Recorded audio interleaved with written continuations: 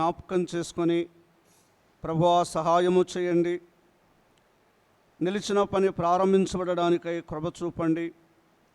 అన్ని విషయములలో మీ ఆత్మ సహాయాన్ని కోరుకుంటూ ప్రభు అయిన యేసుక్రీస్తు నామమున ప్రార్థించి స్తుతించి వేడుకొనుచున్నాము తండ్రి, ఆమెన్.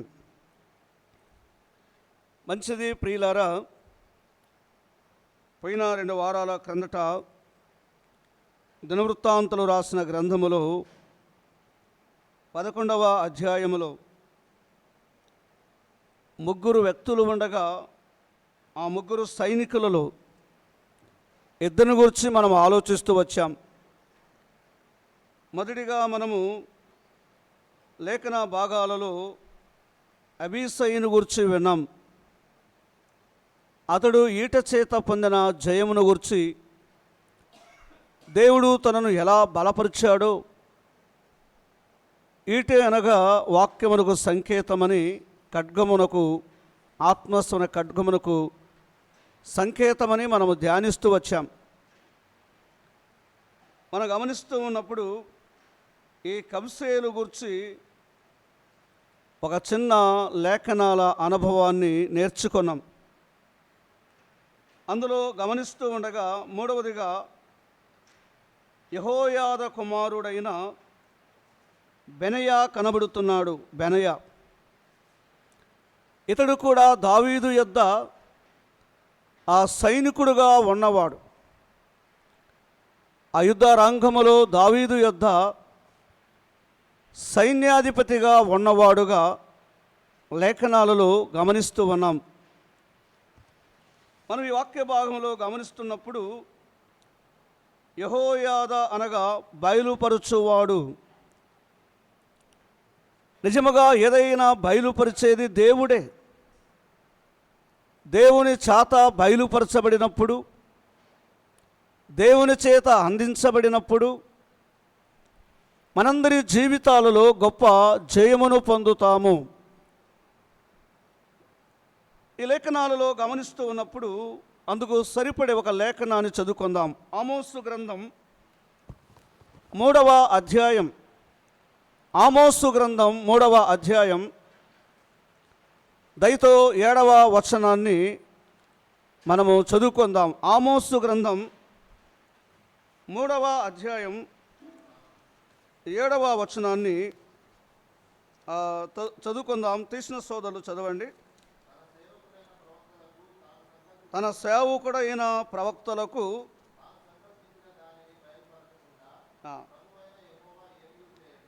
కాబట్టి దేవుడు బయలుపరుచువాడు. ఏదైనా ఒక సంగతి సంభవించబోతుండగా పూర్వకాలములో దేవుడు ముందుగానే బయలుపరిచేవాడు ప్రవక్తలకు. వాస్తవంగా ప్రవక్తనగా ప్రవచించేవాడు. దేవుని యొద్ద నుండి సమాచారము తీసుకుని వచ్చి ప్రజలకు ప్రకటించేవాడు. ఏదైనా ఒక దృశ్యమును గురించి కానీ, జరగబోతున్న ఒక సంఘటన కానీ ప్రవక్త ముందుగానే బయలుపరుచువాడు. ప్రియులారా, దేవుడు బయలుపరచకుండా ప్రవక్తలు ఏది కూడా ప్రకటించేవారు కాదు. యెహోయాదనగా బయలుపరచువాడు.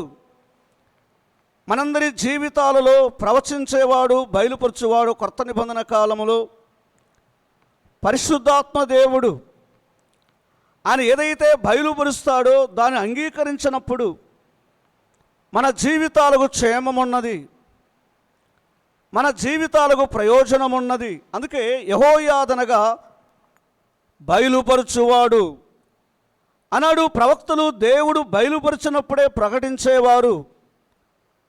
మన జీవితాల్లో కూడా దేవుడు ఏదైతే చేయబోతున్నాడో, ఏది చేయమని నీకు ప్రేరేపణ ఇస్తున్నాడో దానిని బయలుపరచడం, దాన్ని ప్రకటించడం, దాన్ని తెలియచేయడం ప్రయోజనము. దేవుని వాక్యములో మరొక వాక్యాన్ని చదువుకుందాం. 25వ కీర్తన 14వ చరణం చూడండి. 25వ కీర్తన 14వ చరణాన్ని మనము చదువుకుందాం.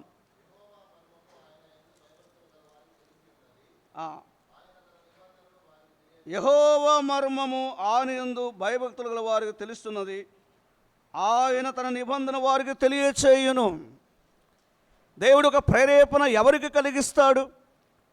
భయభక్తులు కలిగిన వారికి. ఒక కార్యము చేయాలి, ఒక పని చేయాలి, ఆయన వాక్యమును చదువుతూ ఉన్నప్పుడు బయలుపరుస్తాడు. కొన్ని మారులు నిరాశపడుతుంటాం. ఈ ఎగ్జామ్ నేను సిద్ధపడుతూ ఉండగా నాకు అర్థం కావడం లేదు, నా ముందున ఈ పోటీ పరీక్ష అర్థం కావడం లేదు, నా ముందున్న సమస్య ఆర్థిక పరిస్థితి, నా కుటుంబం, నా పిల్లల జీవితాలు నాకు అంతు పట్టడం లేదు, నేనేం చేయాలి? అలాంటి సమయాలలో చాలిన దేవుడు ఆయన వాక్యము ద్వారా, ఆయన సేవకుల ద్వారా ఈ కాలములో కూడా ఆయన బయలుపరుస్తాడు. అర్థముగాని సంగతులు, ఆ మర్మములు మనం వివరించడానికై, బోధించడానికై మన దేవుడు చాలినవాడు. కొన్నిసార్లు దేవుని వాక్యం చదువుతూ ఉన్నప్పుడు అర్థం కాదు. ప్రియులారా, ఆత్మ దేవుని సన్నిధిలో మనం ప్రార్థన చేస్తూ ఉండగా, వ్యక్తిగతంగా బైబిల్ చదువుతూ ఉండగా అది ఏమిటో మనకు ప్రత్యక్షపరుస్తాడు.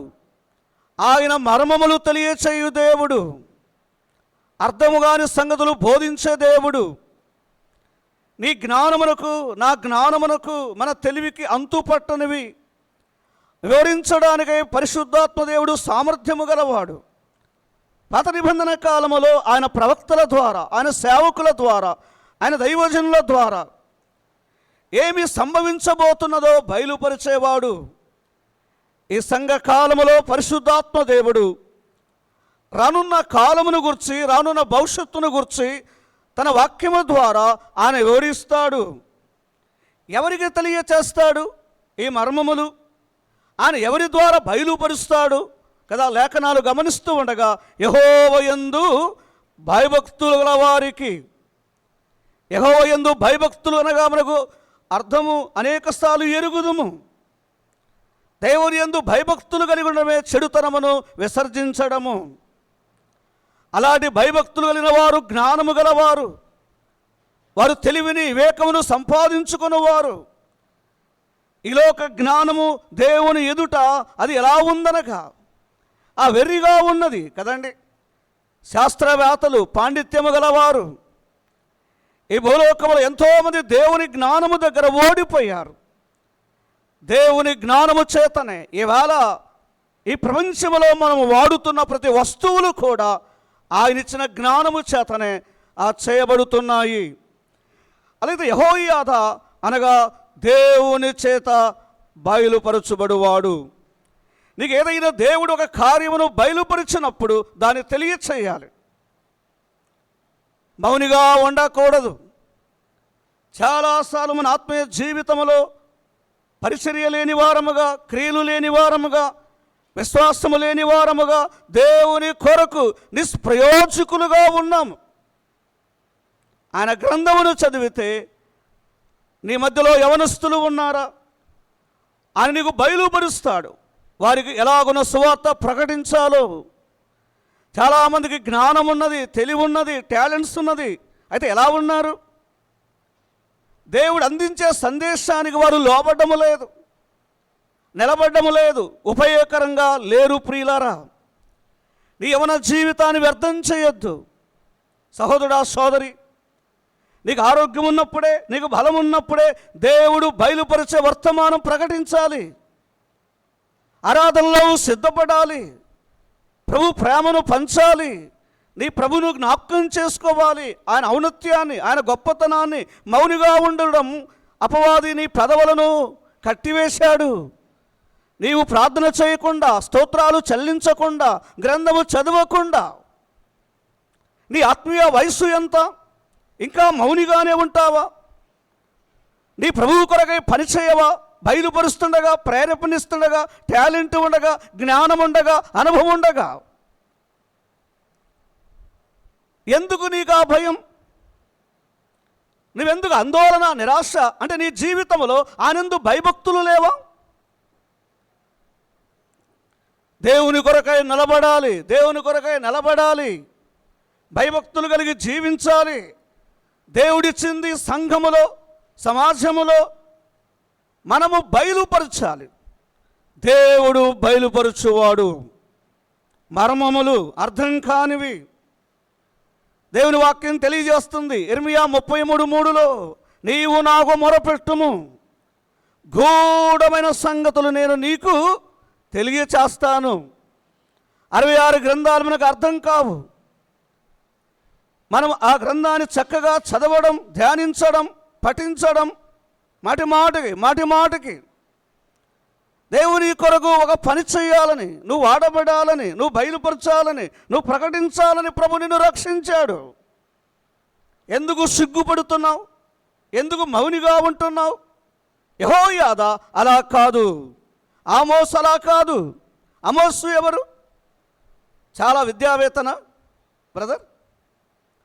ఆమోసు బాగా విద్యా కలవాడా? మంచి యూనివర్సిటీలో చదువుకున్నాడా? చెప్పండి. కాదు. ఆయన ఒక పశువుల కాపరి, మేడి పళ్ళు ఏరుకొని అమ్ముకునేవాడు. ఇశ్రాయేలు ప్రజల మధ్యలో ఒక బలమైన పాత్రగా ఆ మర్మములు ఆమోసు ద్వారా ప్రకటిస్తున్నాడు. కారణం దేవుని యందు భయభక్తులు కలిగి ఉండడం. నీకు బైబిల్ అర్థం కాదు, ఎందుకో తెలుసా? పర్సనల్ స్టడీ ఉందా?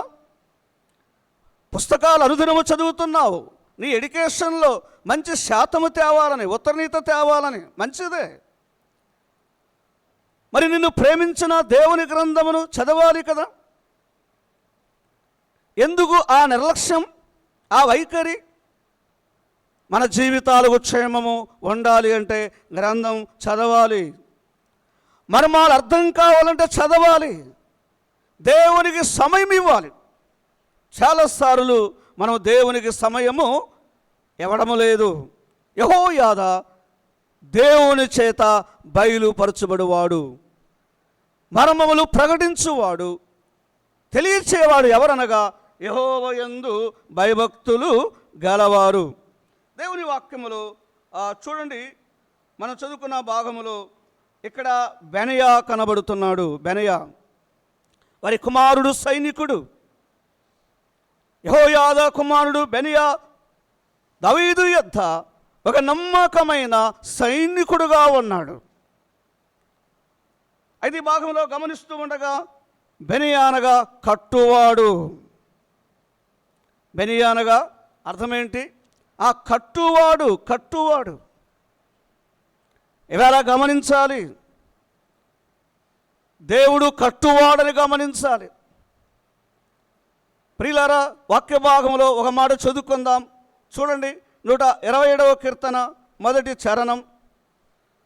127వ కీర్తన మొదటి చరణం. యెహోవా ఇల్లు కట్టించని ఎడల కట్టువాడు దేవుడే. ఏమాట గమనించాలి, ఒక ఇల్లును కట్టేవాడు, ఒక సంఘమును కట్టేవాడు దేవుడుని గమనిస్తున్నాం. బెనయా అనగా కట్టువాడు. కాలం మన దేవుడు కట్టేవాడు. ఈ బిల్డింగును కట్టడానికి ఒక పనివాడు ఉన్నాడు. ఈ బిల్డింగ్ కట్టబడాలి, ఒక మేస్త్రి కావాలి, పనివారు కావాలి. అయితే ప్రియమైన సహోదరుడా, సోదరి, కుటుంబమును కట్టువాడు దేవుడు.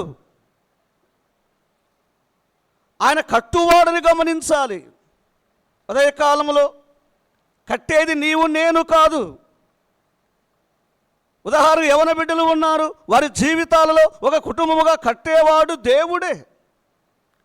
ఆ వ్యవస్థ దేవుని మనసులో ఉన్నది, ఆ ప్రణాళిక దేవునిది. సొలొమోను గారు గమనించారు, యెహోవా ఇల్లు కట్టించని యెడల కట్టువాని ప్రయాస వ్యర్థమే. ఆయన కట్టే దేవుడు. ఆయన చేత మన జీవితాలు కట్టబడాలి. అర్థం కావడానికి చదువుకుందాం. ఆదికాండం 24:50 చూడండి. ఆదికాండం 24:50 చూడండి.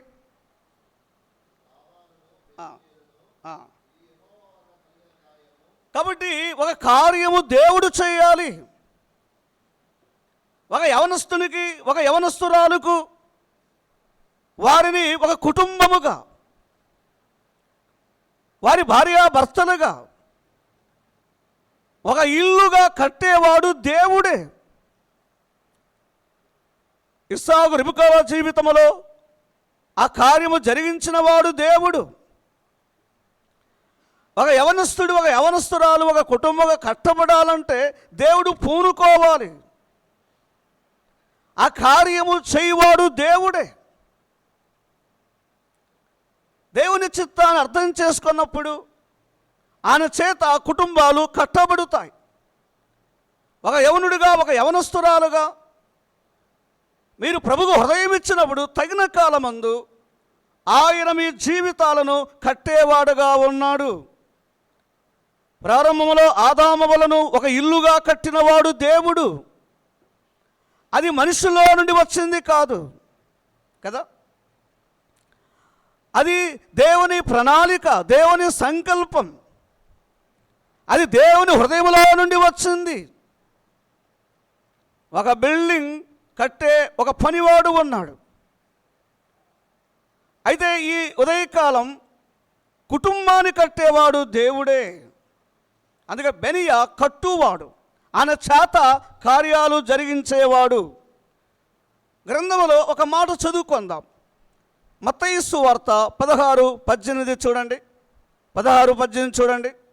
మనం బెనియా అనగా కట్టువాడని చూస్తున్నాం. మరియు నువ్వు పేతురువు, నేను కట్టుదును, నువ్వు కాదు కదా. కట్టేదెవరు? ఆ బిల్డర్ ఆయనే. పేతురు, ఈ బండ మీద నా సంఘమును కట్టుదును. కాబట్టి ఈ ఉదయకాలం కుటుంబాన్ని కట్టేవాడు దేవుడు, సంఘమును కట్టువాడు దేవుడే. మనుషులను ఆయన పని కొరగా వాడిన బండైన క్రీస్తు ప్రభు లేకుండా ఆయన పునాది, ఆయన చేతనే సంఘము కట్టబడుతూ ఉన్నది. లేఖన భాగాలలో అపొస్తలుల కార్యములు 28లో దేవుడు తన స్వరక్తం ఇచ్చి సంపాదించిన సంఘము. సంఘము దేవునిది. సంఘాన్ని స్థాపించింది దేవుడు. అందుకే మనము దేవునికి చెందిన వారము, దేవుని చేత కట్టబడాలి. ప్రియులారా, బెనియా కట్టువాడు, ఆ మంచి అర్థం ఉన్నది. రాజ్యాలు కట్టువాడు, ప్రభుత్వాలు కట్టువాడు, కుటుంబము కట్టువాడు, సంఘము కట్టువాడు ప్రభువే. ఆయన లేకుండా ఇక ఏది లేదు. అది ఈ వాక్య భాగములో నీవు కాదు పేతురు కట్టేది కదా. చాలామంది నేను కట్టాను అంటుంటారు కదా. నేను, నీవు కాదు, మనం పనివారం. ప్రారంభించింది, పూనుకొన్నది, స్థాపించింది, సంపాదించింది ప్రభువే. అందుకే నీ సంఘము నా సంఘము కాదు. లేఖనాలు గమనించాలి. దిస్ ఈజ్ మై హౌస్, ఇది నా ఇల్లు, ఇది దేవుని ఇల్లు. ఇల్లు అనగా సంఘము, భార్యాభర్తలు కుటుంబం. ఇల్లు అనగా సంఘం. బైబిల్ గ్రంథంలో ఒక మాట చదువుకుందాం. హెబ్రీ పత్రిక 3:3 చూడండి. 3వ అధ్యాయం 3వ వచనం చూడండి. ప్రతి ఇల్లును ఎవడైనా ఒకని చేత కట్టబడును, అంతే. సమస్తమును కట్టినవాడు దేవుడే. నీ ఎడ్యుకేషన్కు దేవుడు కృప చూపకపోతే మమ్మీ ఏం చేయలేదు. ఆలోచిస్తున్నారా? మన జీవితాలను స్థిరపరిచేది, బలపరిచేది, కట్టేది, నిలబెట్టేది దేవుడే. సమస్తమును కట్టినవాడు దేవుడే. ఆ మాట గమనించాలి. బెనియా కట్టువాడు.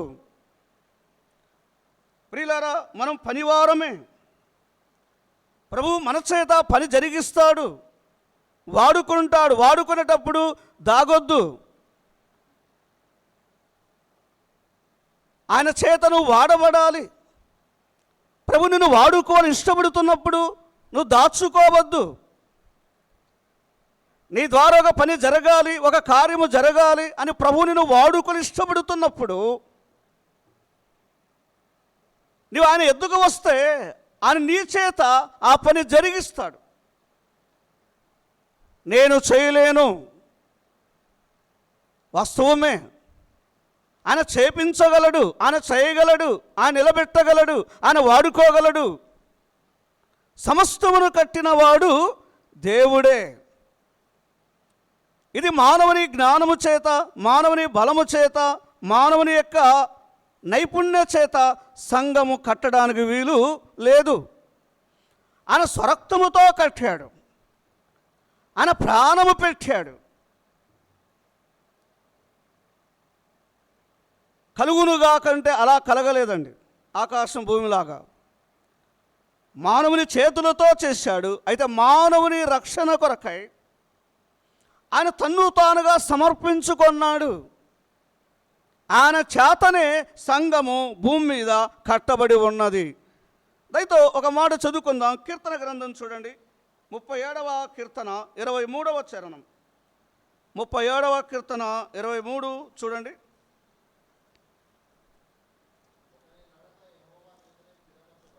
ఒకని నడత యెహోవా చేతనే ఆ స్థిరపరచబడును,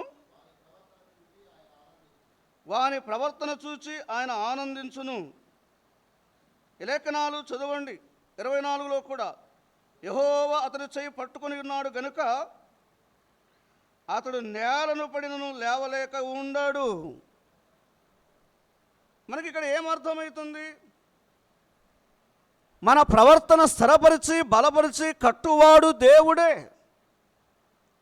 ఈ లేఖనాలు గమనిస్తున్నప్పుడు సంఘము, ఇల్లు, మన జీవితాలు ఆయన చేతిలో ఉన్నవి.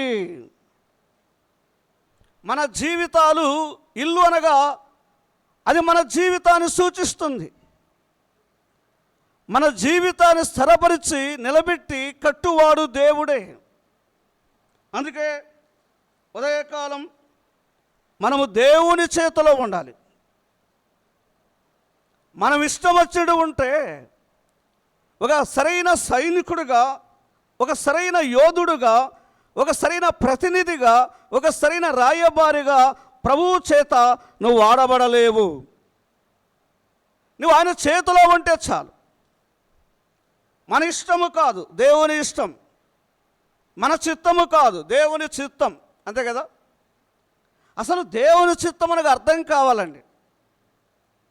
చాలా మారులు మన చిత్తం మీద నిలబడుతున్నాం. మన చిత్తం కాదు, దేవుని చిత్తాన్ని తెలుసుకోవాలి. దేవుని చిత్తాన్ని ఎలా తెలుసుకుంటాం బ్రదర్, సిస్టర్? కదా, చాలామందికి దేవుని చిత్తం అంటే ఏంటో అర్థం కాలేదు. కొద్దిమందికి అసలు దేవుని చిత్తం అనగేంటి? దేవుని చిత్తం ఎప్పుడైనా తెలుసుకున్నావా?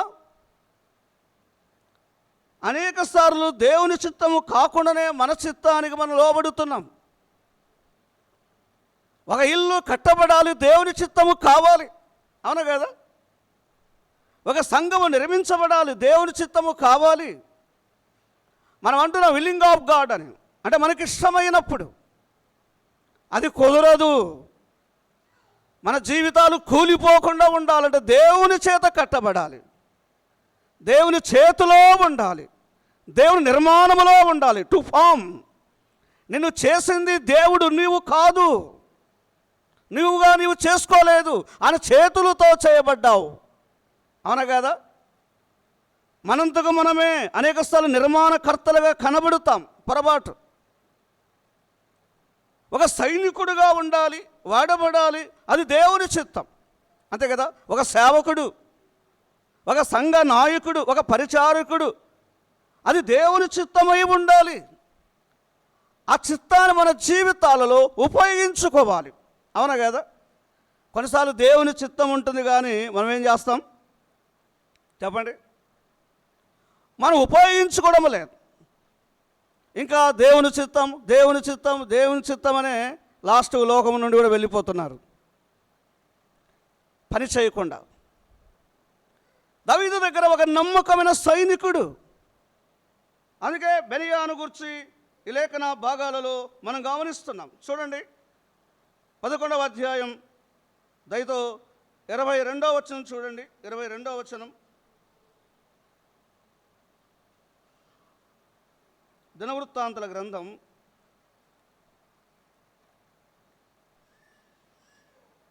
'యెహోయాదా కుమారుడైన బెనయా. లేఖన భాగాలలో గమనిస్తూ ఉండగా ఈ బెనియా అనే సైనికుడు ముగ్గురు శత్రువులను మట్టు పెట్టినట్టుగా లేక సంహరించినట్టుగా చూస్తున్నాం. ముగ్గురు శత్రువులనండి. మొట్టమొదటిగా గమనిస్తూ ఉండగా అక్కడ మోయాబీయుడు. మొట్టమొదటి శత్రువు ఎవరు? ఆ మోయాబు. ఈ మాటలు గమనించాలి. అసలు మోయాబీయులనగా ఎవరు? లోతు సంతతి. మోయాబీయులు లోతు సంతతి. లోతు సంతతి అనగా వీరు శరీర సంబంధులు. మనందరి జీవితాల్లో మొట్టమొదటిగా బెనియా వలె శరీరమును జయించాలి, శరీర క్రియలను జయించాలి. ఒక బెనియాలాంటి యవనుడు, ఒక బెనియాలాంటి సైనికుడు నీ జీవితంలో మోయాబును నీవు జయించాలి. ఋతు గ్రంథంలో గమనిస్తాం, మోయాబు లోకము. మోయాబులో లోకమున్నది. మోయాబులో శరీరులు ఉన్నారు. మోయాబులో ఆత్మ పోరాటానికి వ్యతిరేకమైన శరీరం ఉన్నది. దాన్ని జయించగలిగినప్పుడే ఒక మంచి యోధుడుగా, ఒక యోధురాలుగా ఉండగలవు. మోయాబీలు లోతు సంతతి. ఒక మాట చదువుకుందాం. ఆదికాండం చూడండి 19వ అధ్యాయం 36వ వచనం చూడండి. 36వ వచనం, ఆదికాండం 19, 36, 37 వచనాలు.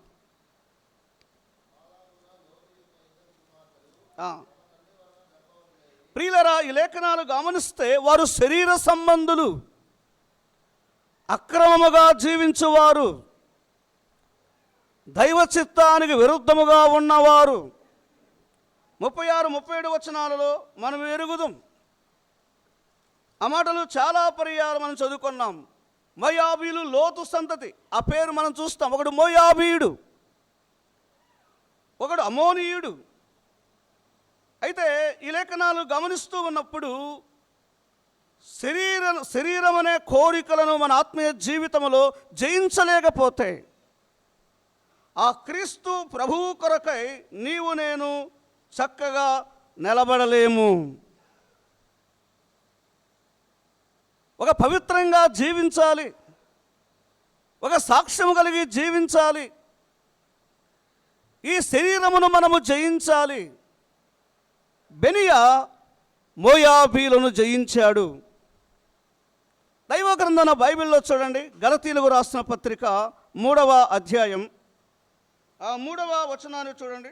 3వ వచనాన్ని చూడండి.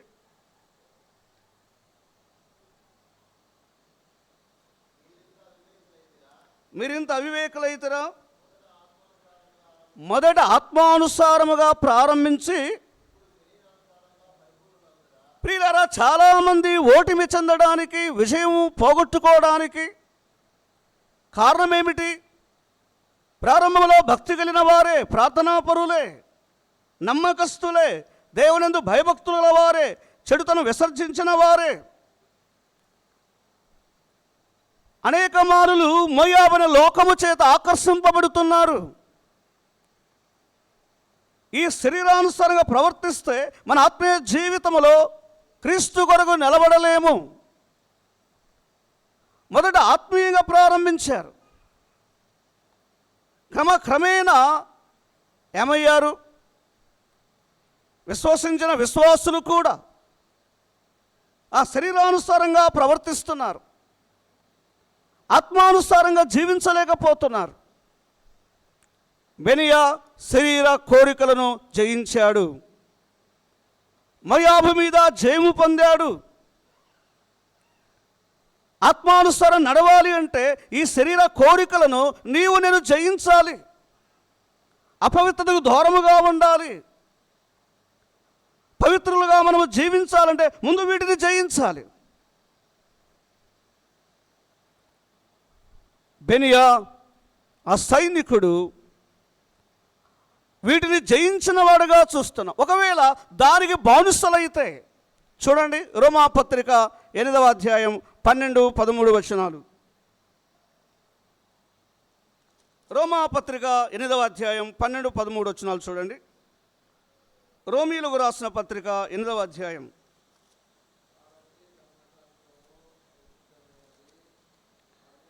12వ వచనం. కాబట్టి సహోదరులారా, శరీరానుసారముగా ప్రవర్తించుటకు మీరు శరీరము రుణస్థులు కాము. మీరు శరీరానుసారముగా ప్రవర్తించడలా చావవలసిన ఎందురు కానీ ఆత్మచేత శారీరక క్రియలను చంపినలా జీవించెదరు. దేవుని ఆత్మచేత నడిపింపబడాలి. దేవుని ఆత్మ ద్వారా కార్యాలు జరగాలి. ఆత్మదేవుడు నన్ను బలపరిచి ఒక మంచి సైనికుడిగా తన కార్యాల కొరకు ఉపయోగించాలంటే ఈ శరీర కోరికలను మనము జయించాలి. ఆత్మానుసారమైన ప్రవర్తన. ఒక మనుషుడు దేవుని కొరకు ఎప్పుడు నడవగలడు? ఒక విశ్వాసి దేవుని కొరకు ఎప్పుడు జీవించగలడు? ఒక ఆత్మ సంబంధిగా నువ్వు కనబడాలంటే మోయాబులో ఉన్న ఈ శరీర కోరికలను నువ్వు జయించాలి. అప్పుడే దేవుని కొరకై నువ్వు జీవించగలవు. అలాగైతే మన శత్రువు ఎవరు? మన శరీరమే మన శత్రువు, అంతే కదా. మనం ఏమనుకుంటున్నాం? నాకు వారు వీరు శత్రువులు ఎవరు లేరు. మనకు బలమైన శత్రువు మన శరీరమే. నీవు ఆత్మ ఆధీనములో లేకుండా, ఆత్మచేత నడిపింపబడకుండా నీ ప్రవర్తనకు అడ్డు వస్తుంది ఈ శరీరమే. అందుకే మీరు ఆత్మానుసారముగా నడవకపోతే, మీరు ఆత్మానుసారముగా ప్రవర్తించకపోతే మీరు ఆత్మచేత నడిపించబడరు అని బైబిల్ చెప్తుంది. పేరుకు విశ్వాసిగా ఉండవచ్చు, క్రైస్తవుడుగా ఉండవచ్చు, సేవకుడుగా ఉండవచ్చు. పిలువబడిన పిలుపుకు తగినట్టుగా జీవించాలంటే, ఆత్మానుసారంగా జీవించాలంటే, జయం పొందాలంటే, మోయాబును జయించాలంటే మన శక్తి సరిపోదు. ఆత్మ ఆధీనములో ఉండాలి. బైబిల్ చెప్తుంది చూడండి, గలతీయులకు రాసిన పత్రిక 5వ అధ్యాయం, గలతీయులకు రాసిన పత్రిక 5వ అధ్యాయం 16వ వచనం చూడండి. నేను చెప్పునదేమనగా ఆత్మానుసారముగా నడుచుకొనుడి, అప్పుడు మీరు శరీరేచ్ఛను నెరవేర్చరు. వింటున్నారా? విశ్వాసులు ఆత్మానుసారంగా జీవించాలంటే ముందు దేనికి స్వస్తి చెప్పాలి? 16వ వచనములో మీరు శరీరేచ్ఛను విడిచిపెట్టండి. ఈ ఆశలు, ఈ కోరికలు ఆత్మీయంగా పడిపోవడానికి, పతనము కావడానికి, బలహీనం కావడానికి ఇది మనకు అడ్డు ఉన్నది. 16వ వచనములో గమనిస్తూ ఉండగా ప్రియులారా, ముందు మనం చేయవలసింది చెబుతున్నాడు. ఈ ఆత్మకు శరీరానికి ఒక పోరాటం ఉన్నది. ఆత్మ ఏదైతే చేయాలంటుందో శరీరం అడ్డుపడుతుంది. క్రీస్తువాడగా జీవించాలి, క్రీస్తువాడగా బ్రతకాలి, క్రీస్తుకు సాక్షిగా ఉండాలి, ఆత్మానుసారంగా జీవించాలంటే శరీరేచ్ఛలను విసర్జించాలి. నీ వ్యక్తిగత జీవితంలో ఆత్మానుసారం నడవడం ప్రారంభించాలి. 16వ వచనం నీకు స్పష్టంగా బోధిస్తుంది. ఈ శరీరానుసారంగా ప్రవర్తించకుండా ఎప్పుడైతే సెలవు వేస్తామో అప్పుడు ఏం జరుగుతుంది? 18వ వచనం చూడండి, 18, 5:18.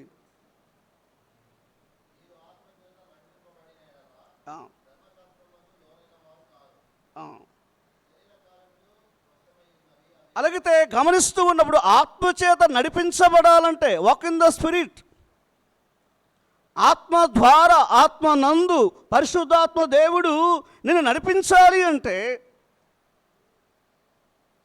వీటన్నిటికీ నువ్వు స్పష్టముగా స్వస్తి చెప్పాలి. బెనియా తన జీవితములో మోయాబు ఆకర్షిస్తుండగా చంపివేశాడు.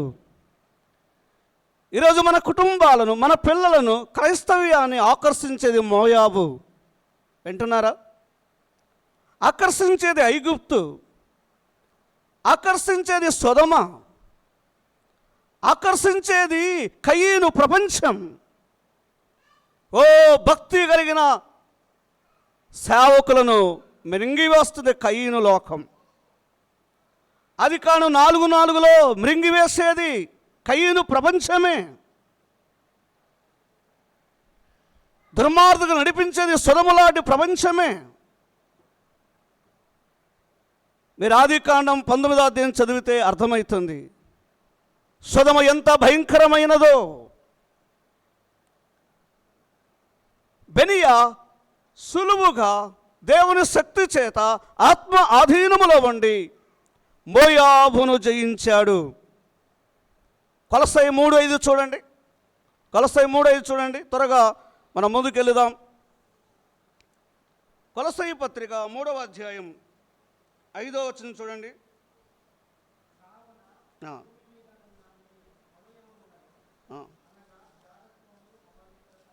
జారత్వమును అపవిత్రతను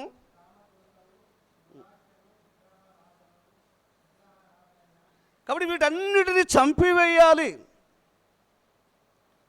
మొదటిగా బెనియా యవనస్తుడు మోయాబును జయించాడు. చాలామంది మోయాబు చేత ఆకర్షింపబడుతున్నారు. కాలేజీలలో, ఈ సమాజములో ఆత్మ సంబంధన జీవితాన్ని పాడు చేసుకుంటున్నారు. ఒక బెనియా అవసరం. దావీదు దగ్గర ఒక నమ్మకమైన సైనికుడు ఉన్నాడు, ఒక యోధుడు ఉన్నాడు, మోయాబును జయించే యోధుడు, ఆత్మానుసారం నడిచే ఒక యోధుడు. అందుకే తనకు విజయం. దేవుని ప్రజలు వీటిని జయించగలిగినప్పుడు ఆత్మ చేత నడిపింపబడుతారు. వీరి ఆత్మానుసారులు. గలతీ 5:22 ఉందే, వారే ఫలభరితమైన జీవితానికి రాగలరు. వారిలో ఒక ప్రేమను చూడగలం, ఒక దయాళుత్వమును చూడగలం, ఒక సహనాన్ని చూడగలం, ఒక సమాధానమును చూడగలం, ఒక క్షమాపణ చూడగలం. ఎప్పుడైనా మన కుటుంబం గురించి ఆలోచించారా? మన కుటుంబాలు దేనికి ఆకర్షింపబడుతున్నాయి? బ్రదర్, సిస్టర్, తల్లిదండ్రులుగా ఎప్పుడైనా మన పిల్లలు, మనము దేనికి ఆకర్షింపబడుతున్నాం? ఈ మోయాబుకే కదా. ఎందుకు దేవుని కొరకు నిలబడలేకపోతున్నాం? ఎందుకు ఆత్మానుసారంగా జీవించలేకపోతున్నాం? ఈ మోయాబు అనే కోరికలు కదా. దేవుడు కుటుంబం ఇచ్చాడు, దేవుడు మనకు నిత్యత్వం వెళ్ళడానికే రక్షణ ఇచ్చాడు, అవును కదా? రక్షణ లేకుండా నిత్యత్వం లేదు కదా. ఉందా? రక్షణ లేనివాడు పరలోకానికి వెళుతాడా?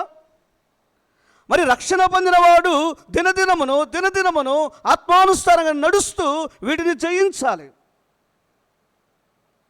ఇవన్నీ మన పిల్లలను, మనలను ఆధీనము చేసుకుంటున్నాయి.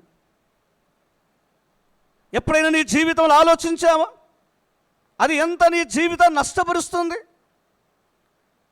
నీ విశ్వాసం మీద, నీ భక్తి మీద, నీ పవిత్రత మీద ఇది దాడి చేస్తుంది. ఇది సులువుగా చిక్కులు పెట్టే పాపం. సైనికుడికి అడ్డం వచ్చేదేంటి? బ్యాడ్ కొలెస్ట్రాలే, అవునా కాదండి? ఒక పరుగు పందెంలో వెళుతున్న వాడికి అడ్డు వచ్చేదేది? బ్యాడ్ కొలెస్ట్రాలేనండి. ఈ గోల్ సక్సెస్ కావాలంటే ఒక బ్యాడ్ కొలెస్ట్రాల్ లాంటి పాపమును విడిచిపెట్టాలి. దాన్ని జయించగలిగినప్పుడే నీ యజమాని దగ్గర నువ్వు నమ్మకమైన సైనికుడుగా ఉండగలవు. దావీదు కంటే శ్రేష్టమైన వాడే కదా మన సైనికుడు, అవునా కదా? ఆ మాట దయతో గమనించండి. చూడండి, ఒకటి శరీరమును జయించిన బెనయ. రెండవ మాట చదువుకొని క్రిందికి రండి. ఎంతకుముందు కూడా మనం విన్నాం. మరి ఇతడు బయలుదేరి ఇమ్మబడిన కాలమున ఒక సింహమును ఒక గుహ యందు చంపివేశను. రెండవ శత్రువు ఎవరు? ముందు మన శత్రువు ఎవరు? శరీరం కదా. రెండవ శత్రువు ఎవరు? ఆ సింహం అండి. పోయిన ప్రభుదినం ఎన్ని సింహాలు? 3 కదా. Thank you brother. 3 సింహములు. ఒక కొదమ సింహం, యూదా గోత్ర సింహం, అపవాదిన సింహం. విశ్వసించిన మనమే సింహం పెళ్ళం. కానీ ఇక్కడ ఒక సింహం ఉన్నది. అయితే బెనియా ఈ సింహమును జయించాడు. ఈ సింహము అపవాదికి సూచనగా ఉన్నది. వింటున్నారా? వినండి. ఈ సింహము ఎవరికి సంకేతం? అపవాదికి. ఈ సింహము ఎలాంటిదంటే ఆ మృంగే సింహం. అపవాది నమ్మకమైన సైనికులను సైనికురాలను రోజు రోజు మృంగాలను చూస్తున్నాడు. ఎవరిని? ప్రతిష్ఠింపబడిన వారిని, ఎవరిని? ప్రత్యేకింపబడిన వారిని, ఎవరిని? పరిశుద్ధ పరచబడిన వారిని, ఎవరిని? సేవకత్వములో పిలువబడిన వారిని, పెద్దలుగా పిలువబడిన వారిని, పరిచారకులుగా పిలువబడిన వారిని ఒక వల వేస్తున్నాడు. ఒక మొబైల్ ఒక వల వేస్తాడు. అర్లీ మార్నింగ్ నీకు ఒక మొబైల్ ఒక వల వేస్తాడు. వాక్యం కాదండి మొబైల్లో వినేది మనం. ఆ దెబ్బరసలు ఈ రసలు యావో మనకు తెలియవు. అవి నీ జీవితాన్ని పాడు చేస్తున్నాయి, నీ భక్తిని పాడు చేస్తున్నాయి. కాలయాపన చేస్తూ నీ విలువైన జీవితాన్ని దేవుని పిల్లలారా పాడు చేసుకోవద్దండి. చదువుకునే సమయంలో చదవండి, బైబిల్ చదవండి, ప్రార్థించడు ప్రార్థన చేయండి. బెనియా ఈ సింహమును ఆయన చంపింది మృంగే సింహమును. వీడు వల వేస్తాడు, నూకలు చల్లుతాడు, నీ ముందు ఆశలు పెడతాడు, ఆఫర్స్ ఇస్తాడండి. అంతే కదా. ఆఫరుకు ఓడిపోయే విశ్వాసులు మనకు వస్తుంటాయి కదా. సంక్రాంతి ఆఫర్, అవి నేను ఆఫర్ గురించి చెప్పడం లేదు. దసరా ఆఫర్, సంక్రాంతి, దీపావళి, క్రిస్మస్, జనవరి, ఈ ఆఫర్లు పర్వాలేదు. ఒకటి కొంటే ఒకటి వస్తుంది అనుకుందాం కదా. ఈ ఆఫర్ అది కాదు, నిన్ను మృంగివేసే ఆఫరు. సింహం మృంగుతుంది నీ భక్తిని, నీ విశ్వాసమును, నీ పవిత్ర సాక్షి. కాలేజీలో వల వేస్తాడు, నువ్వు పనిచేస్తున్న స్థలంలో వల వేస్తాడు, అవునా కదా. జాగ్రత్తగా ఉందాం. ఎప్పుడైనా చదివావా? బెనియా ఏం చేశాడు? బెనియాను మృంగకుండా చంపివేశాడు. బలముగా ఉండాలి కదా, బలాఢ్యుడిగా ఉండాలి కదా, పరాక్రమశాలిగా ఉండాలి కదా, ప్రత్యేకతను చాటాలి కదా. బళ్ళు గుద్దేవారు ఏమయ్యారు? ప్రసంగికుడు మృంగే సింహం అండి ఇది. అమ్మా నీకు టాలెంట్ ఉంది, మృంగి వేస్తాడు. నేను సేవ చేయకుండా స్టాప్ చేస్తాడు. జాగ్రత్తగా ఉందాం. చూడండి, ఆ సింహం మీకు తెలుసు. 1 పేతురు 5:8 చదవండి. 5వ 8వ వచనం.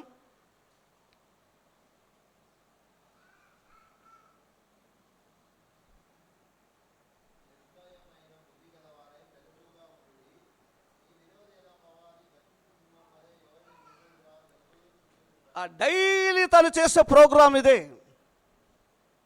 నేను చాలాసార్లు చెప్తాను, లూసిఫర్ కూడా మినిస్తుంది జాగ్రత్త అని. అతడు అనుదినం నీకు ఆఫర్లు ఇస్తాడు.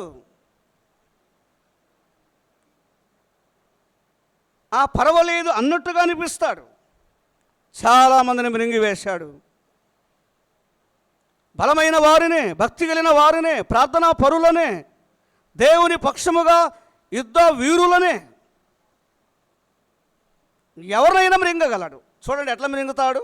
న్యాయాధిపతుల గ్రంథం 14వ అధ్యాయం మొదటి వచనం చూడండి. త్వరగా దాటి వెళుదాం.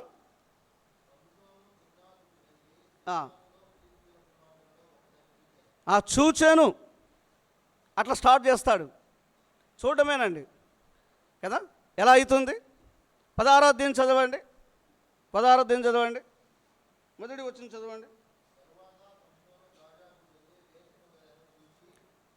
ప్రియులారా, పరాక్రమశాలి, సూర్యుడు అనే పేరుకు అర్థం సూర్యుడు, తేజస్సు కలిగిన వాడు, వెలుగు కలిగిన వాడు, సుందరుడు, దేవుని చేత ప్రకటింపబడిన వాడు, బలమైన యవనుడు, ఒక దవడ ఎముకతో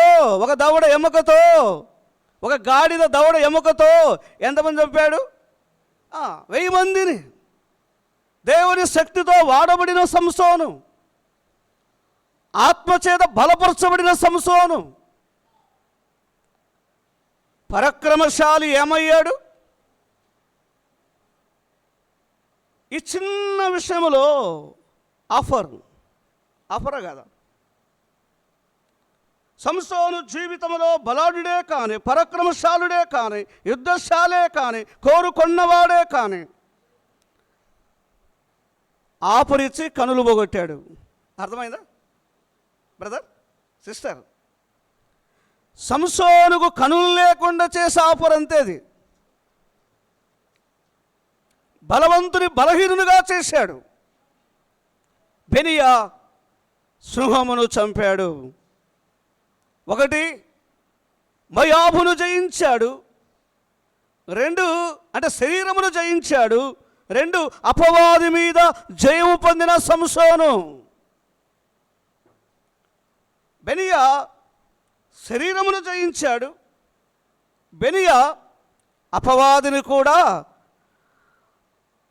అపవాది మృంగుతాడు కానీ పోయిన వారం కూడా చెప్పాను, నువ్వు బలంగా లేకపోతే మృంగుతాడు. ఒకవేళ నువ్వు బలవంతుడవైతే, చూడండి ఆదికాండం 39వ అధ్యాయం 6వ వచనం, తెలిసిన మాటలే. 39:6 చూడండి, 39:6 చూడండి.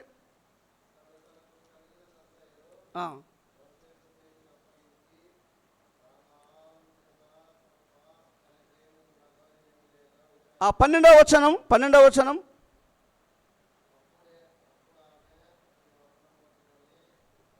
ప్రియులారా, యోసేపు తన యవన కాలంలో సుందరుడు, సౌందర్యము కలిగిన వాడు, అందమైన వాడు,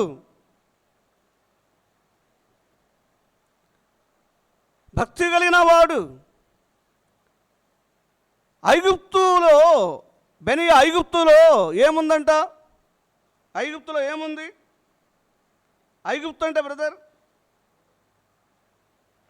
ఆ ఐగుప్తుని ఆ ఈటగాని ధోనితో చంపివేశాడు. ఐగుప్తు అంటే ఏది? లోకమే కదా. సంసోను నిజముగా పరాక్రమశాలే కానీ, బలాఢ్యుడే కానీ, సున్నతి చేయబడిన వాడే కానీ చాలా సులువుగా చుక్కుల పెట్టు పాపములో పడిపోయాడు. అందమైన వాడు. అదే ఆఫర్ యోసేపు దగ్గర కూడా వచ్చింది, అవరా కదా? యోసేపు ఎవరు? భక్తి కలిగిన వాడు కాదా? ప్రార్థనాపరుడు కాదా? యోసేపు ఐగుప్తును సులువుగా జయించాడా లేదా? అందమును చూచినవాడు కాడు, ఆపరుగు లొంగినవాడు కాదు. నీవు అతని భార్య అయినందున ఆ మాట గమనించాలి, అవునా కదా? యవనుడు, చిన్నవాడు, పడిపోవడానికి అవకాశం ఉన్నది, పడిపోయాడా? అందము మోసకరమే కదా. సామెతలు 30:30 బ్రదర్. అందమైన వాడు. చాలా దేవుని ప్రజలు ఈ అందానికే పడిపోతున్నారు. అది మోసకరమైనది. సామెతలు 30:30 అందం మోసకరము, సౌందర్యము వ్యర్థము. మోసపోని యోసేపు,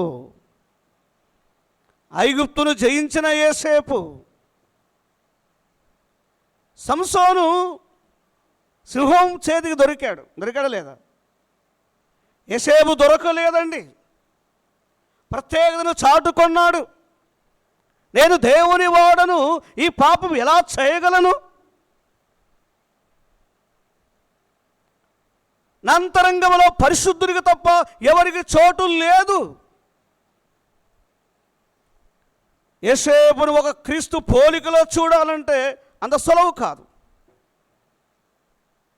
సంసోను లాంటి వారు కయీను ప్రపంచానికి, సొదొమ ప్రపంచానికి, మోయాబు ప్రపంచానికి, ఐగుప్తు ప్రపంచానికి ఓడిపోయారు. గమనిస్తున్నారా? మిథ్యాను ప్రపంచానికి ఓడిపోయారు. మిథ్యానులో ఏముంది బ్రదర్ ఎక్కువ? బ్రదర్ మీరు ఎప్పుడైనా చరిత్ర చదివి ఉంటారు. మిథ్యాను కానీ ఏం రాలు గుర్తు? అక్కడ ఎడ్యుకేషన్ ఉంది. చాలామంది విద్యను బట్టి, అందాన్ని బట్టి, డబ్బును బట్టి, సౌందర్యాన్ని బట్టి విశ్వాసులు, సైనికురాండ్లు పడిపోతున్నారు. ఒక యోసేపును చూడండి, ఆగి చూడండి. తన యొద్దకు సింహం పరిగెత్తుకొని వచ్చింది. సింహం నీ యొద్ద నుండి పారిపోవాలంటే ఎలా ఉండాలి? యాకోబు పత్రిక 4వ అధ్యాయం 7-8 వచనాలు చూడండి. నేను ముగిస్తానులేండి. యాకోబు పత్రిక 4వ అధ్యాయం 7-8 వచనాలు చూడండి. దేవునికి లోబడి అపవాదులనే ఐగుప్తుల లోకమును ఎదిరించిన యోసేపు లోకములో ప్రత్యేకత, జీవితంలో ప్రత్యేకత. అపవాదుని ఎదిరించాడు. చిన్నవాడేనండి. ఈ హృదయము దేవునికి చెందినది. నేను దేవునికి చెందినవాడను, ఈ పని నేను చేయలేను. అర్థమైందా? యవనస్తులారా, మోయాబులో ఉన్నావా? మిథ్యానులో ఉన్నావా? ఐగుప్తులో ఉన్నావా? ఎక్కడున్నావా? ఆలోచన చేయి. దేనిని బట్టి మోసపోని యోసేపు, అంతే కదా, ఒక పాపరహితుడుగా జీవించాడు. జాగ్రత్తగా ఉందాం దేవుని పిల్లలం. వివాహమైనటువంటి భార్యాభర్తలు, వివాహము కాని యవనురాండ్లు, సేవకత్వములో ఉన్న సేవకులు, పెద్దలు, వీరందరికీ కూడా ఒకటి శరీరం శత్రువు కదా, 2 సింహమని అపవాది శత్రువు కదా, 3 ఐగుప్తు మన శత్రువు. ఈ మూడింటిని సులువుగా జయించాలంటే అంత సులువు కాదు. చెప్పినంత ఈజీ ఉండదు. అర్థమైందా? వాక్యం చూద్దామంటే వెంటనే ఒకటి ఏదో జోక్ ప్రోగ్రామ్ వస్తుంది మొబైల్. ఏదో కొద్దిగా చూడబుద్ధి ఏదని చూస్తాం. అది అట్లే నేను అక్కడే నిలబెడతాను. తర్వాత సారీ ప్రభువా, ఎన్నిసార్లు ఈ మోయాబులో చిక్కుకొన్నాము, ఈ సొదొమలో చిక్కుకొన్నాము, ఈ ఐగుప్తులో చిక్కుకొన్నాం. యోసేపు ఐగుప్తులో ఉన్నాడు, పారిపోవడమే కదా. ఏ బ్రదర్, ఐగుప్తులో ఉన్నాడా లేదా? ఐగుప్తునే మనం కూడా ఇప్పుడు ఎక్కడున్నాం? సంఘం ఎక్కడుంది? సంఘము భూమి మీదనే ఉంది, లోకములోనే ఉంది. ఐగుప్తుల లోకములో ఒక పారిపోయి యోసేపు ప్రభుకు కావాలి. అపవాది ఆపలో చిక్కుకునే సంసోను కాదు, పారిపోయే యోసేపు కావాలి.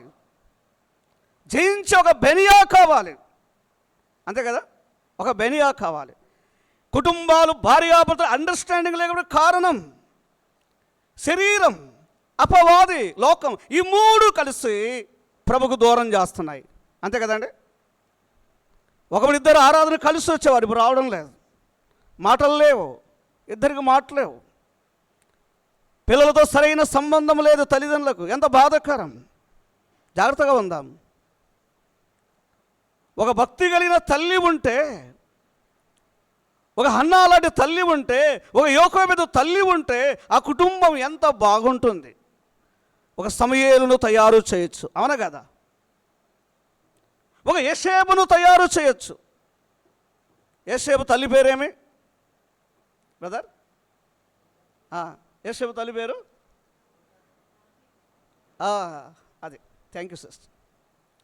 ఒక మంచి తల్లి కావాలి, ప్రార్థించే తల్లి కావాలి, ప్రార్థించే తండ్రి కావాలి. వీటన్నిటిని జయించాలంటే పేరెంట్స్ కూడా రెస్పాన్సిబిలిటీ ఉందండి. ఉందా లేదా? నాన్న ఉదయం లేచిన మొదలు ఈవినింగ్ వరకు కూడా ఆయన ప్రోగ్రాం వేరండి. కనీసం తల్లి ప్రోగ్రాం అయినా కుటుంబానికి ప్రయోజనంగా ఉందా? ఉందా? ఉందా? మోయాబు నుండి మన కుటుంబాలు తప్పించుకోవాలి, సింహం నుండి మన కుటుంబాలు తప్పించబడాలి, ఐగుప్తుల లోకం నుండి తప్పించబడాలంటే అది మన చేతిలోనే ఉంది ప్రియులారా. నేను దేవునికి చెందినవాడను, పాపరహితుడుగా మిగిలిపోయాడు, అవమానానికి సిద్ధపడ్డాడు, చెరసాలకు సిద్ధపడ్డాడు, కన్నీలకు సిద్ధపడ్డాడు, పాపము చేయలేదు. చేశాడండి? పాడు లోకములో పాపరహితుడుగా ఉండి ఐగుప్తును జయించిన యేసేపు. నేను అందుకే మీకు అన్నీ చెప్పాను.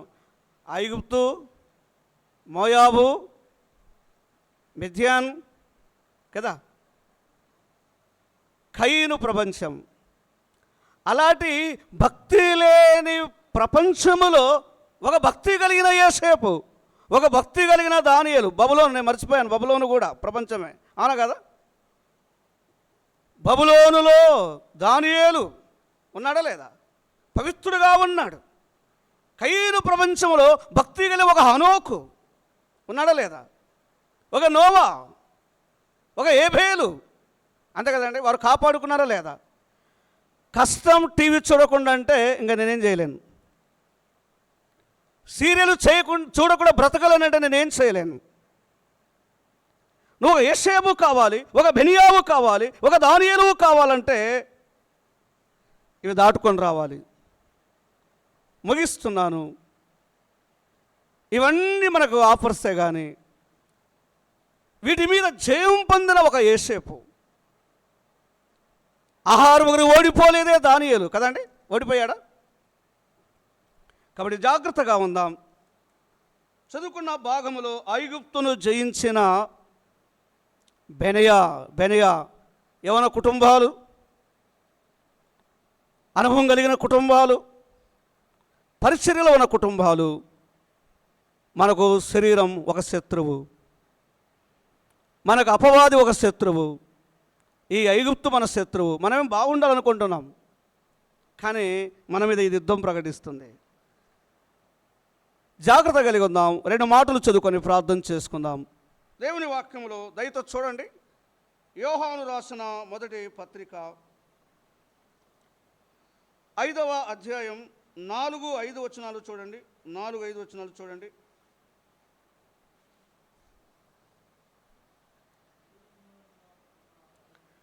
దేవుని మూలముగా పుట్టిన వారందరూ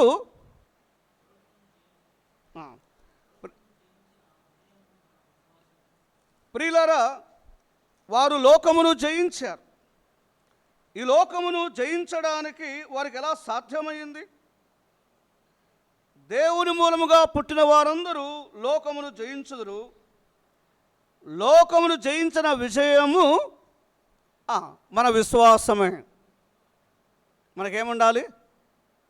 దేవుని ఎడల ఒక అబ్రహాములాంటి విశ్వాసం, ఒక హేబేలులాంటి విశ్వాసం, ఒక హనోకులాంటి విశ్వాసం, ఒక నోవాలాంటి విశ్వాసం, విశ్వాస వీరుల పట్టిక. మనము జయం పొందాలి. మనము జయించాలంటే మనకేముండాలి? ఒక ఐఏఎస్, ఒక ఐపీఎస్ అవుతానో లేదంటే నీకు విశ్వాసం లేదని, అంతే కదా. జాబ్ వస్తుందో లేదంటే నీకు విశ్వాసము లేదు, అవుతుందో లేదనేది ఉండకూడదు. ఈ ఫేత్ అనేది చాలా ఇంపార్టెంట్ అండి. మన గాడ్ ఈజ్ ఫెయిత్ఫుల్ అని చెప్తాం, కానీ మనకేం లేదు. దేవుడు నమ్మదగిన వాడు అంటాం, కానీ మనకేం లేదు. విశ్వాసము లేదంటే నమ్మిక లేదు, నిరీక్షణ లేదు, ఎదురు చూచే హృదయము లేదు. కానీ బెనియా విశ్వాసము ద్వారా శరీరమును, అపవాదిని, లోకమును ఏం చేశాడు? జయించాడు. యవనస్తులారా ఆశగా వాక్యం చదవండి, ఆశతో ప్రార్థన చేయండి, ఆశతో అన్ని కూడికలకు రండి, జయం మనదే. అర్థమైందా? రెండు తలంపులతో ప్రయాణం చేయొద్దు. రెండు తలంపులతో నీ జీవితాన్ని స్టార్ట్ చేయొద్దు. మనకి రెండు తలంపులు ఉంటాయండి ఎప్పుడు. మందిరం కావాలి, లోకం కావాలి, సంఘం కావాలి, లోకం కావాలి. నువ్వు ప్రత్యేకంగా లేకుండా జయము పొందలేవు. అతడు విశ్వాసము ద్వారా బెనియా మోయాబును జయించాడు, విశ్వాసము ద్వారా అపవాదిని జయించాడు, విశ్వాసము ద్వారా ఐగుప్తును జయించాడు. యవనస్తుడే. ఇది ఎలా సాధ్యమవుతుంది? రెండవ మాట చూడండి. మొదటి యోహాను పత్రిక 2వ అధ్యాయం 14వ వచనం. తెలిసిన మాటలే చదువుకుందాం. మొదటి యోహాను పత్రిక 2వ అధ్యాయం చదవండి, 14వ వచనం. చిన్నపిల్లలారా, మీరు తండ్రిని ఎరుగున్నారు కనుక మీకు రాయుచున్నాను.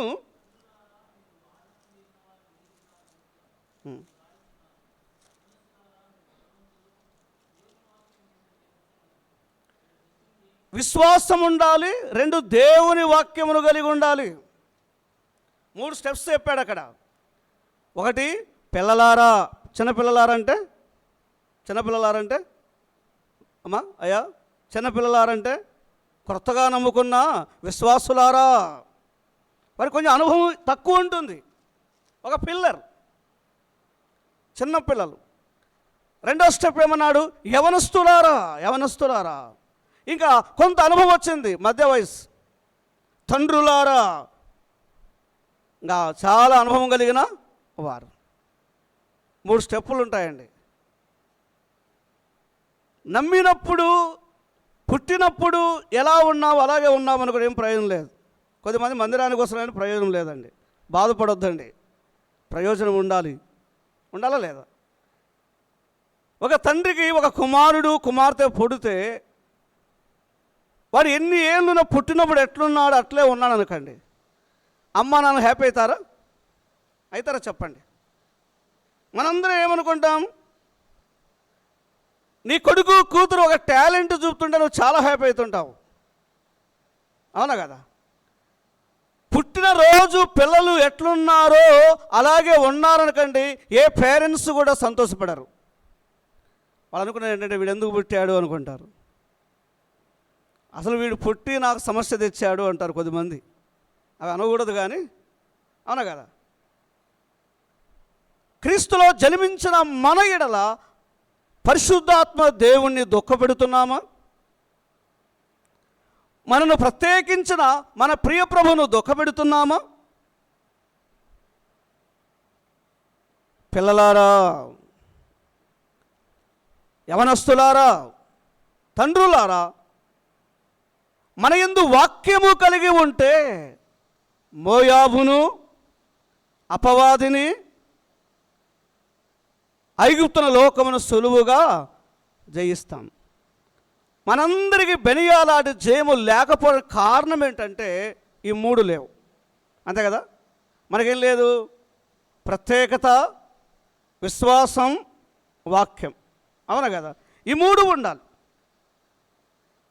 ఎప్పుడైతే ఈ 3 కలిగి ఉంటావో శత్రువులను సులువుగా జయిస్తావు. ప్రత్యేకత అనే మాటలు హోలీనెస్, ఈ పరిశుద్ధత పాపానికి దూరంగా ఉండడానికి ఇష్టపడుతుంది.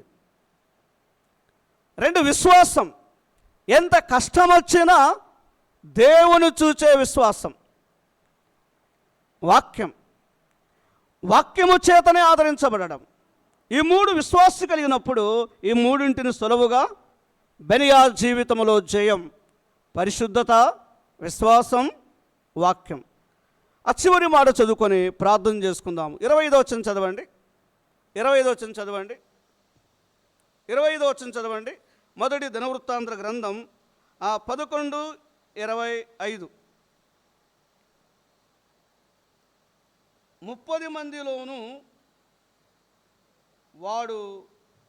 ఇతడు వాసికెక్కెను, కానీ ఆ 3 ఎవరికి సాటివాడు కాలేదు. దావీదు ఇతనిని తన దేహ సంరక్షణ అధిపతిగా ఉంచెను. లేఖనాలు గమనించాలి. దేహ సంరక్షకుడుగా కావాలి అంటే అందరిలో నమ్మకమైన వాడుగా ఉండాలి. మొదటి రాజుల గ్రంథం 14:27. ఈ భాగ్యము కూడా నమ్మకత్వాన్ని బట్టే వస్తుందండి, అంతే కదా. ఒక సైనికుడుగా ఒక బాధ్యత నీకు అప్పగించాలంటే నమ్మకత్వం.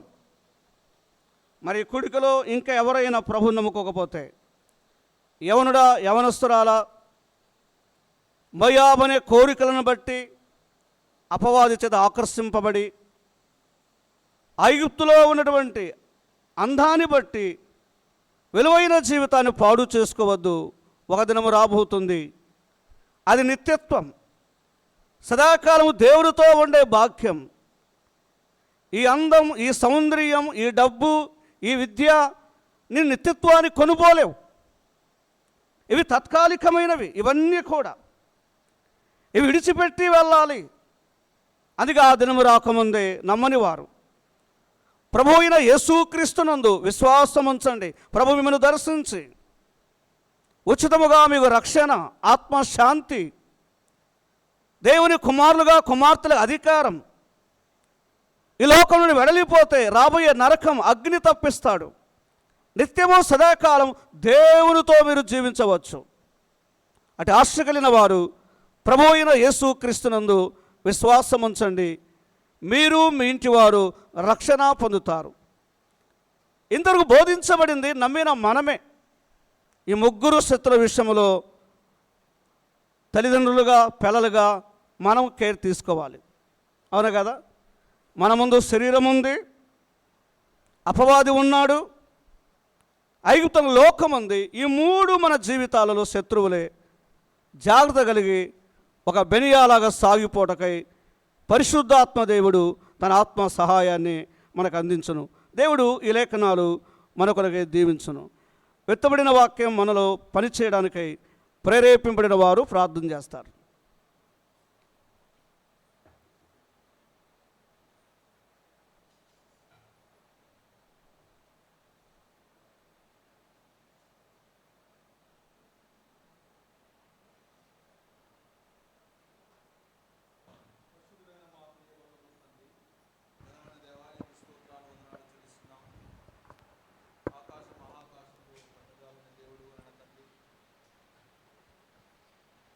మహాదేవుడు అని మీకు స్తోత్రములు చెల్లిస్తున్నాం. భూమి ఆకాశమును సృజించిన గొప్ప దేవుడు తండ్రి, మీకు వందనములు. నాన్న తండ్రి, ఆకాశ వైశాలమును విశాలపరిచిన దేవుడు నీకు స్తోత్రములు. సర్వమును సృజించిన దేవుడు నీకు వందనములు, స్తోత్రములు చెల్లిస్తున్నాం. ఉదయకాలమున ఇదిగో తండ్రి, మీరు యుగయుగములు జీవించుచున్న దేవుడు అని నాన్న తండ్రి, సదాకాలము మమ్మల్ని కూడా నాన్న తండ్రి జీవించుటకై సదాకాలం నిలిచి ఒక్క బలిని మా కొరకై అర్పించినందుకై మిమ్మల్ని ఆరాధించుటకు మాకు ఇచ్చిన కృపను బట్టి మీకు వందనములు, స్తోత్రములు చెల్లిస్తున్నాం. అలాగే మీ దాసును నిలబెట్టి మాకు అందించిన వర్తమానం బట్టి మీకు స్తోత్రములు, వందనములు చెల్లిస్తున్నాం. దినవృత్తాంతముల గ్రంథంలో నుండి మీరు మాకు తెలియజేసిన విధానం బట్టి వందనాలు. బెనయా జీవితంలో నాయన తండ్రి, బెనయా అర్థము కట్టినవాడనే సమస్తం కట్టువాడని తెలియజేశారు. ఇదిగో తండ్రి, ప్రభువైన యేసుక్రీస్తు నాయన తండ్రి, ఆయన సమస్తమును ఆయన బట్టి ఆయన ద్వారా సృజింపబడినని మీకు స్తోత్రములు చెల్లిస్తున్నాం. మీరే సమస్తమును కట్టే దేవుడు అని మీకే స్తుతులు, స్తోత్రములు చెల్లిస్తున్నాం. మీరు ఇల్లు కట్టించిన ఎడల అది కట్టువారి ప్రయాసం వ్యర్థమే అని మీరు ఇల్లును, కుటుంబాన్ని, సంఘాన్ని కట్టేవారని మీకు స్తోత్రములు, వందనములు చెల్లిస్తున్నాం. సమస్తమును కట్టే మీరు నాయన తండ్రి, మా జీవితాల్లో కుటుంబాలను, సంఘాలను మీరే కట్టుచున్న విధానం బట్టి మీకు స్తోత్రములు, వందనములు చెల్లిస్తున్నాం.